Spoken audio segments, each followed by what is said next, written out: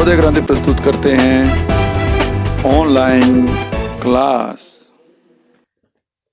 नमस्कार साथियों, स्वागत है आपका नवोदय क्रांति द्वारा चलाए गए लाइव सेशन में। मैं मंजुला वर्मा, भाषा अध्यापिका, हिमाचल प्रदेश से। हेलो बच्चों, कैसे हैं आप? जैसे आपको पता ही है, आजकल लॉकडाउन चला हुआ है और आपको पता है कि बिना पढ़ाए हुए शायद आपको भी समझ में नहीं आ रहा है। तो चलिए, आज हम 9th क्लास का जो काव्य भाग है वहाँ से लेते हैं कबीर के साथ। तो बच्चों, आप मुझे बताएंगे कि भक्ति कितनी प्रकार की होती है। जी, हर एक इंसान जो है वो अपने अपने तरीके से भक्ति करता है। कोई कैसे, कोई मंदिरों में जा कर के करता है, कोई तीर्थ स्थलों में जा कर के करता है, कोई कैसे करता है, कोई कैसे। हर एक इंसान का भक्ति करने का अपना अपना तरीका है। जी, सही बात है प्यारे बच्चों। वैसे ही भक्ति जो है वो 2 प्रकार की होती है, एक निर्गुण और एक सगुण भक्ति। जी, आज हम निर्गुण भक्ति धारा के जो कवि हुए संत कबीर, जो जिनको संत कबीर के नाम से जाना जाता है, आज हम उन्हीं के द्वारा लिखी गई साखियां, दोहे जो कि पूरे विश्व में प्रचलित हैं और लोगों को अच्छे धर्म की राह पर चलने की सलाह देते हैं और दिशा निर्देश करते हैं। आज भी उनके लिखे गए दोहों को गुनगुनाया जाता है। संत कबीर जी का जन्म जो है 1398 में हुआ था और इसमें भी कई तरह की भ्रांतियां मानी जाती है कि कहा जाता है कि सन 1398 में काशी में उनका जन्म हुआ था और सन 1518 ईस्वी में उनका जो है वो देहांत हो गया था। कबीर ने विधिवत शिक्षा नहीं पाई थी। वे सच में ही पढ़े लिखे नहीं थे, लेकिन ऐसे ही जब वो जाया करते थे सत्संग में और सत्संग, पर्यटन तथा उन्होंने जिंदगी के अनुभव से ही जो है वो अपने दोहे लिखे हुए हैं। और साथ में भक्ति कालीन निर्गुण संत काव्यधारा परंपरा के अनुरूप जो है वो प्रमुख कबीर की जो रचनाएं हैं वो मुख्यतः कौन कौन सी हैं वो मैं आपको बताने जा रही हूँ बच्चों। वो है कबीर ग्रंथावली में संग्रहित है, किंतु कबीर पंथ में उनकी जो रचनाओं का संग्रह है वो बीजक में है और प्रमाणित किया जाता है कि कुछ रचनाएं गुरु ग्रंथ साहब ने लिखी है। कबीर जो थे वो अत्यंत उदार व्यक्तित्व के थे, निर्भय तथा सद्गृहस्थ संत थे, राम और रहीम की एकता में विश्वास रखने वाले थे। कबीर ने ईश्वर के नाम पर जो चलने वाले हर तरह के जो पाखंड थे उनका वो विरोध करते थे, उनको नहीं मानते थे। भेदभाव और कर्म कांड का उन्होंने खंडन किया था और साथ में उन्होंने अपने काव्य में धार्मिक और सामाजिक जो है जितनी भी कुरीतियां हैं उनसे मनुष्य को मुक्त मनुष्य की कल्पना की है। ईश्वर, प्रेम, ज्ञान तथा वैराग्य, गुरु भक्ति और सत्संग और साधु महिमा के साथ जो है वो आत्मबोध और जगत बोध की अभिव्यक्ति उनके काव्य में हुई। कबीर की भाषा की सहजता जो है उनके काव्यात्मकता की शक्ति है। जन भाषा के निकट होने के कारण उनकी काव्य भाषा में दार्शनिक चिंतन को सरल ढंग से व्यक्त किया गया है। बिल्कुल यह संकलित साखियां जो हैं, साखियों में प्रेम का महत्व क्या होता है, संत के लक्षण क्या होते हैं, ज्ञान की महिमा क्या होती है, ब्रह्मडंबर उनका विरोध आदि जो है, इन भावों का उल्लेख इनकी साखियों में किया गया है। पहले हम पढ़ेंगे उनके द्वारा जो लिखी गई साखियां हैं, वो उनको हम गुनगुना के करेंगे। कबीर जो थे वो जो लोग मंदिरों में जो पूजा करते थे या उनको ढोंग मांगते थे, वही आडंबरों का उन्होंने विरोध किया हुआ है कि लोग जो हैं वो ईश्वर के नाम पर आडंबर करते हैं। ये सही बात है कि उन्होंने लिखा कि हम सुमिरन कर रहे हैं लेकिन ध्यान कहीं और भटका हुआ है, ठीक है। और कई जगह के उन्होंने उदाहरण भी दिए हुए हैं कि माला तो कर में फिले, मनुआ फिरे चहु दिसी। माला कर में हाथ में फिर रही है, मन जो है वो चारों दिशाओं में घूम रहा है, ठीक है। कबीर जी बोलते हैं उसको सुमिरन करना नहीं बोलते हैं, सब सही बात है। और जात पात के कबीर घास ना नी दिए, जो पाँव तली होए, उड़ी पड़े आखिन में बड़ी दुहेली होए। जी, कई तरह से उदाहरण देकर उन्होंने अपने दोहों के माध्यम से बहुत सरल तरीके से लोगों को संदेश दिया है, अपने ही दोहों के माध्यम से। तो प्यारे बच्चों, आज हम जानते हैं उनके द्वारा लिखी गई जो साखियां हैं वो उनके बारे में। मेरे साथ आप लोग भी गुनगुनाएंगे, क्योंकि बहुत ही सुंदर और गुनगुनाने में आप इसको भजन के तौर पर लोगों को जागृत करने के लिए भी गा सकते हो। और बड़े सुंदर ढंग से उन्होंने इनका वर्णन भी किया है। जी बिल्कुल। मानि सरोवर सुभर जल, हंसा केलि कराही, मुक्ता फल मुक्ता चुगे, उड़ी अनंत न जाहि कबीरा, उड़ी अनंत न जाहि। यहाँ पर जो मानस सरोवर है, ठीक है, वहाँ मन रूपी की गई है। मन को मानस सरोवर शुभ्र जल, जो मन रूपी तालाब है वो किससे? मोतियों से भरा हुआ है। हंसा केली कराही, और हंस रूपी जो आत्मा है, आत्मा को हंस का रूप दे दिया गया। हंस रूपी जो आत्मा है वो उसमें क्या कर रही है? क्रीड़ा कर रही है, खेलने का काम कर रही है। मुक्ता फल मुक्ता चुगे, मुक्ति रूपी मोतियों को, मुक्ता मोती, मुक्ति मुक्ता मुक्ति, मुक्ति रूपी मोतियों को चुगने का कार्य कर रही हैं।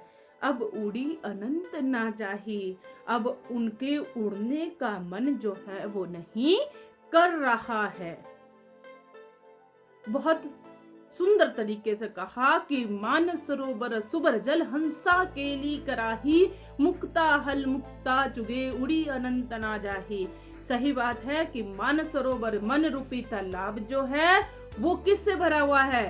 पानी से भरा हुआ है, और हंस रूपी आत्माएं उसमें क्रीड़ा कर रही हैं, और मोती मुक्ति रूपी जो मोती हैं उनको चुगने का कार्य कर रही हैं, और उनका अब उड़ने का बिल्कुल भी मन नहीं है। वे इस तरह से लीन हो गए हैं, वो मुक्ति पाने के लिए वहां पर जो है वो प्रयत्न कर रहे हैं।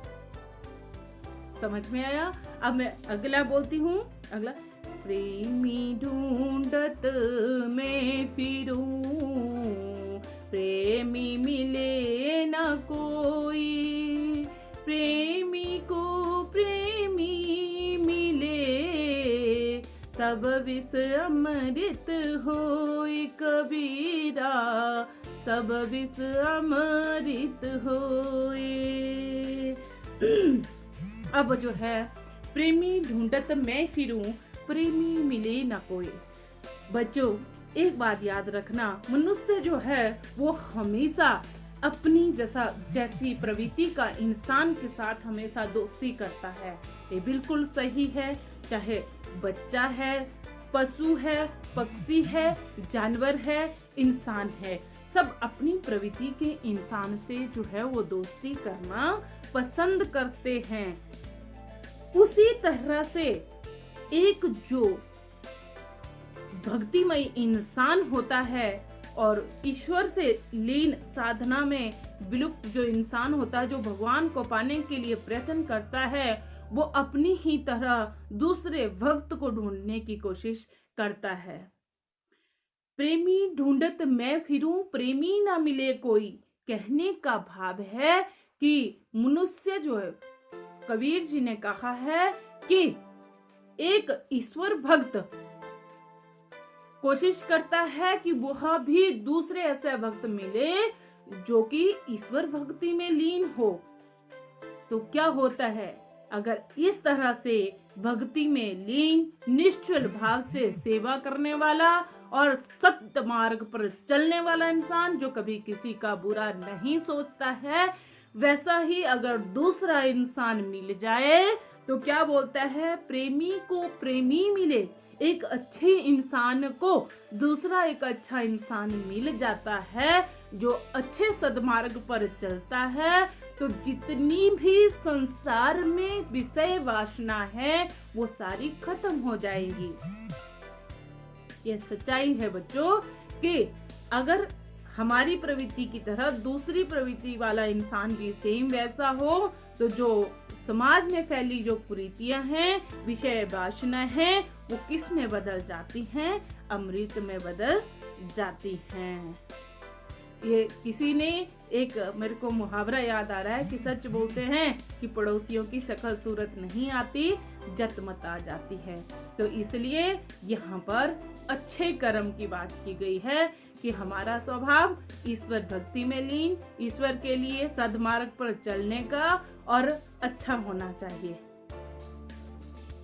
कबीर जी ये बोलते हैं कि हमें ढोंग नहीं करना चाहिए जो हम ढोंग करते हैं। सही बात है, पत्थर पूजे हरि मिले, मैं पूजूं संसार, मैं पूजूं पहाड़। पत्थर पूजे हरि मिले, मैं पूजूं पहाड़, ताकि यह चक्की भली जो पीस खाए संसार। यह सच्ची बात है कि हम लोग जो हैं वो क्या करते हैं। एक बात है, आज की डेट में मैं ये नहीं बोलती कि मैं किसी धर्म से छेड़छाड़ करूं, मैं भी हिंदू धर्म की हूं या किसी और धर्म को दोष दूं या अपने धर्म को दोष दूं, लेकिन एक बात जो है, आज इतनी जो महामारी फैली हुई है बच्चों, तो आज इस महामारी के दौर में सिर्फ और सिर्फ इंसान ही काम आ रहा है। आज जहां जिन देवी देवताओं को जिनको इतनी मानता करते थे, यहाँ पे जिनके इतनी मान्य होती थी, आज उनके कपाट भी बंद पड़े हुए हैं। आज सिर्फ जो डॉक्टर हैं, जो और लोग हैं, इंसान ही इंसान के काम आ रहा है। तो कबीर जी ने उसके लिए भी कहा है कि पत्थर पूजे हरि मिले, मैं पूजूं पहाड़, ताकि यह चक्की भली जो पीस खाए संसार। इस महामारी के दौर में आज 38-40 दिन हो गए, आज इंसान जो है वो इंसान के काम ही आ रहा है। सही बात है, और वो चक्की ही आज भगवान का रूप है जो क्या कर रही है, लोगों के पेट भरने का काम जो है कर रही है, उन्हें 2 वक्त का खाना खिला रही है। अब आगे है, हस्ती चढ़िए ज्ञान की, सहज दुली चाडारी, स्वान रूप संसार है, भूखन ते जग मारी कबीरा, भूखन ते झक मारी। बिल्कुल सही बात है। क्या बोला कि हस्ती चढ़िए ज्ञान की, सहज दुली चाडारी, स्वान रूप संसार है, भूखन ते जख मारी। सच्चाई है, हस्ती रूपी हाथी के ऊपर हमें अपनी ज्ञान का सहज दुलीचा डाल करके आगे बढ़ना है। सहज का दुलीचा डाल करके जो हमारा ज्ञान है बढ़ते रहना है। क्योंकि जब आप कोई काम करते हैं, अच्छा काम करेंगे तो कुछ ना कुछ लोग कहेंगे, क्योंकि लोगों का काम है कहना। तो बोलता है अगर आप अच्छे भी करते हैं तब भी लोग बोलेंगे, बुरा करते हैं तब भी आप बोलेंगे। तो क्या कहा है कि हस्ती चढ़िए ज्ञान की। आपने अपने ज्ञान के साथ हाथी के ऊपर सहज का दुलीचा डाल करके अपने ज्ञान को आगे बढ़ाते रहना है। स्वान रूप कुत्ता, स्वान होता है कुत्ता, स्वान रूप संसार है। ये संसार कैसा है? कुत्ते के समान है, जो व्यर्थ में भौंकता रहता है। आपने सहजता के साथ रहना है। जो क्या करता है, सामने तो नहीं बोलता, भूखंती झकमारी, वो पीछे से भौंकता रहता है। इसलिए आपने किसी की परवाह किए बिना आगे बढ़ते रहना है, बढ़ते रहना है। परवाह नहीं करनी है बिल्कुल, क्योंकि हाथी जब चलते हैं तो कुत्ते भौंकते रहते हैं। ये कहने का भाव है कि आपने किसी की परवाह नहीं करनी है, आप अच्छे कर्म करते रहिए। अब अगले दोहे की ओर, मुझे लगता है कि आपको समझ आ गया होगा। अब हम अगले दोहे की ओर बढ़ते हैं। पखा पखी के कारणे सब जग रहा भुलाए, निरपक होई के हरि भजे, सोई संत सुजान कबीरा, सोई संत सुजान। बिल्कुल, पखा पखी, पखा पखी पक्ष विपक्ष, पखा पखी पक्ष विपक्ष के झमेले में, पखा पखी के कारण पक्ष विपक्ष के झमेले में पढ़ करके इंसान क्या करता है? सारे जग, सब जग रहा भुलान। हम पक्ष विपक्ष के झमेले में पढ़ करके उस ईश्वर के नाम को भूलते जा रहे हैं। निरपक्ष होई के हरि बजे, हमें किसी पक्ष विपक्ष में के झमेले में नहीं पड़ना है। निरपक्ष होकर, निष्पक्ष होकर के हमने हरि के भजन का गुणगान जो है वो करना है। वही सच्चा संत जो है वो कहलाता है। सही बात है, वही सच्चा संत है और वही जो है वही ईश्वर को मानने वाला भी है। अब आगे बोलती हूँ। हिंदू मुआ राम कहीं, मुसलमान खुदाई, कहे कबीर सुजीबता, दुहु के निकट न जाए कबीरा, दुहु के निकट न जाए। क्या बोलता है? हिंदू मुआ राम कहीं, मुसलमान खुदाई। हिंदू जो है वो राम के नाम को जपता रहता है और मुसलमान खुदा के नाम को जपता है, लेकिन दोनों में एक ही आत्मा है, दोनों एक ही हैं। हम लोग ईश्वर को कई रूपों में बांट दिया है। आपने एक सुना होगा कि मंदिर मस्जिद गिरजा घर को, मंदिर मस्जिद गिरजा घर को बांट लिया भगवान को, धरती बांटी सागर बांटा, मत बांटो इंसान को, मत बांटो इंसान को। सही बात है, बांटा किसने? मनुष्य ने, इंसान नहीं बांटा। ये खुदा है, ये अल्लाह है, ये भगवान है, ये वाहेगुरु है, ये यीशु मसीह है, लेकिन है तो सब में कौन? एक ही ईश्वर है, लेकिन उसको नाम जो है वो अलग अलग दे दिए गए हैं। सब में एक ही भगवान, लेकिन सबको अलग अलग। अब हिंदू बोलता है कि हमारा तो भगवान राम है, मुसलमान बोलते हैं हमारा खुदा अल्लाह, और जो सिख धर्म है वो वाहेगुरु, ठीक है, और ईसाई जो है वो ईसा मसीह। तो है तो एक ही कौन? भगवान, सबके नाम अलग अलग, इसलिए कि हमें कोई भेदभाव नहीं करना है, सब में एक ही ईश्वर का वास है।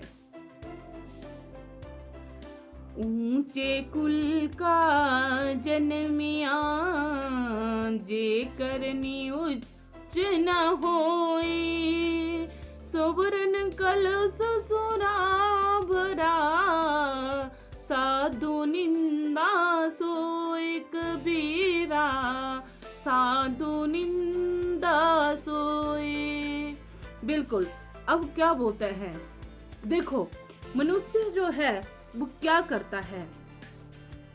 एक बात है, अगर हमारे कर्म हैं, अगर हम उनको अच्छा नहीं करते हैं तो मुझे लगता है कि हमारा जीवन जो है वो बेकार है। ऊंचे कुल में जन्मया, हम हेंकड़ी मारते रहते हैं, हम तो उस परिवार से हैं, हम उस खानदान से हैं, हमारा फलान ऐसा था, हमारा दादा ऐसा था, हमारा परदादा वैसे थे, हमारा ऐसा सेखियां पघारते रहते हैं, लेकिन कर्म उनके ऐसे हैं जिन्होंने कभी अच्छा ही नहीं किया। बिल्कुल सही बात है। ऊंचे कुल का जन्मया ज करनी उच्च न हुए। प्यारे बच्चों, ऊंचे कुल में जन्म लेने से कोई फायदा नहीं है कि अगर हमारे द्वारा किए गए जो कर्म हैं, जो काम हैं, वो अच्छे नहीं है तो हमारा जो जन्म है वो बिल्कुल बेकार है। क्योंकि सोने के जो कप होते हैं उसमें मदिरा पीने वाले जो इंसान होता है वो गर्भ में डूबा हुआ होता है। साधु लोग उसकी निंदा करते हैं। ढोंग, दिखावा, अहंकार, मोह, माया, लालच, ये सारे इसमें आ जाते हैं। तो कहने का भाव है कि मनुष्य जो अपने किससे, अपने कर्मों से महान बनता है, ना कि किसे ऊंचे कुल में पैदा होने से। तभी हम जो है इस अपने जन्म को साथ, ये आज हमने पढ़ी कबीर की साखियां, और मुझे यकीन है कि आप अभी इन दोहों को, इन साखियों को गुनगुनाएंगे और याद भी करेंगे, क्योंकि ये हमारे, अगर हम इनको, इनके कबीर जी के जो संत कबीर थे, अनपढ़ थे जितना हमने इनके बारे में, लेकिन सत्संग, अच्छी संगति में पढ़ने से, सत्संग, लोगों की अच्छी जो विचार थे उनको इन्होंने ग्रहण किया। आज हम इनके लिखी गई जो संदेश जनक दोहे हैं उनको हम गुनगुना रहे हैं, और उनके द्वारा जो चलाया गया सदमार्ग है उसके ऊपर चल रहे हैं। तो मेरी आपसे गुजारिश है कि आप इन दोहों को गुनगुनाएंगे, याद करेंगे और इनका भावार्थ भी लिखेंगे। इसी के साथ लेती हूँ विदा बच्चों।